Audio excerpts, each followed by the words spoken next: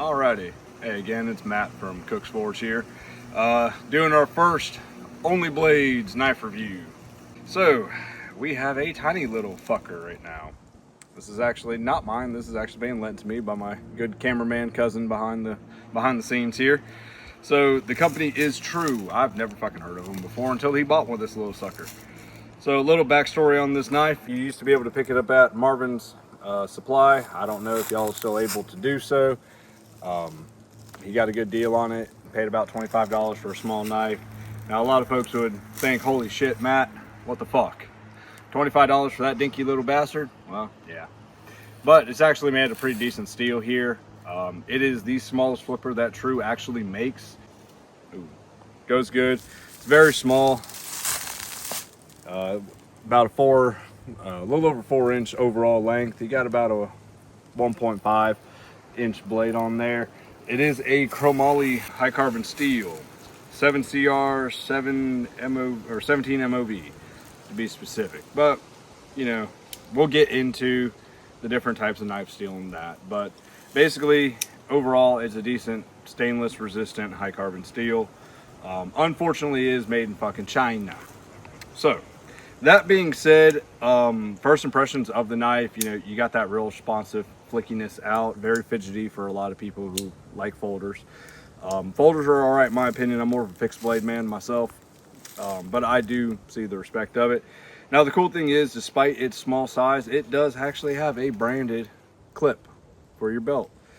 You want to put it inside. Well, my pockets are a little bit too thick on these particular pair of cargo pants. It's very springy. It's got a good retention to it. I like that. Also, a lot of folks don't like carrying it in there. It does have a little carabiner on the back, which I did not realize until a couple days after my cousin bought this blade. So I found it, thought it was fucking awesome. It does have a black oxide coating on it, like a lot of, you know, your cheaper folder knives do.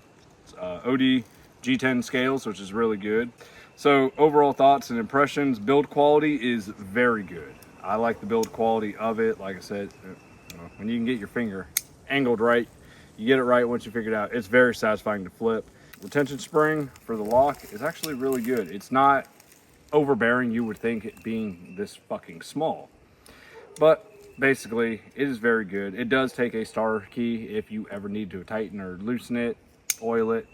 A lot of folks, y'all buy these cheaper knives, do realize all folder knives need a little bit of gun oil on them, or really any kind of oil, but gun oil works best.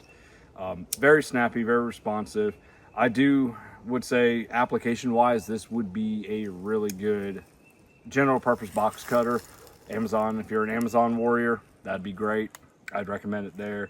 Or if you just need to do little things, you know, say you see how we're out here in the woods, out in the middle of fuck nowhere.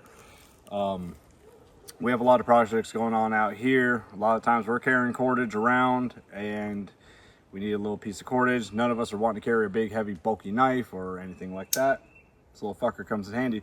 So I think for the price point, it's a little bit high for what it's worth, but at that $25 price point, this is actually worth a fuck, in my opinion.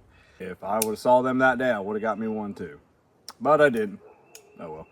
But overall, this is a pretty decent knife. It's really good for most average people. So out of 10 or 1 to fuck yeah, I'm buying this, I would give it about a 7.5. So go fucking buy it.